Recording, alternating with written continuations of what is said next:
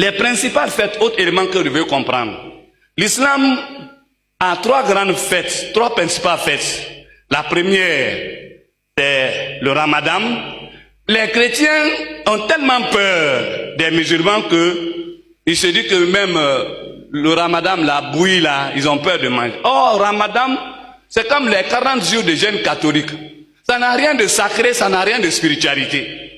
Ça n'a qu'un impact sanitaire parce que ça vous permet de faire reposer le métabolisme basal et pendant 30 jours. Mais sinon, il n'a pas de sacré, il n'est pas sacré. Donc, si tu t'as donné la bouillie, bois simplement comme tu le veux. Si tu ne le veux pas, bon. Sinon, il n'y a rien de mystique dedans. Tout comme aussi, tu peux lui donner le sucre ou bien le lait pendant cette période.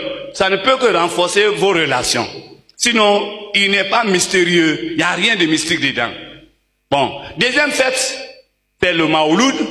Le Maouloud, c'est la naissance en l'opposé de la naissance de Jésus, comme les catholiques l'ont fait. Ils ont aussi incité à la naissance de Mohamed. Ça, c'est la deuxième fête. Mais la troisième fête, qui est en fait un sujet de scandale, un sujet de compromission, c'est le sacrifice.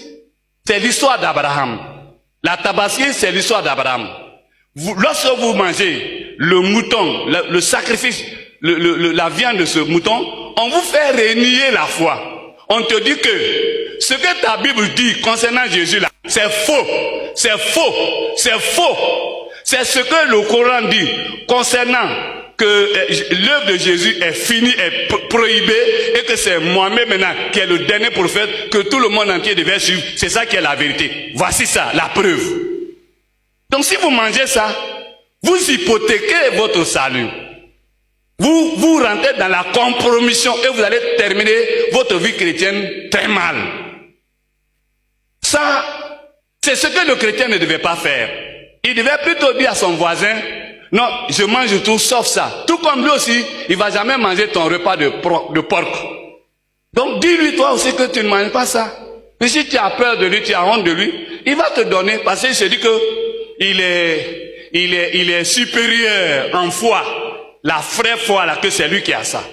Donc ça, c'est l'élément compromettant dans nos relations avec nos voisins musulmans.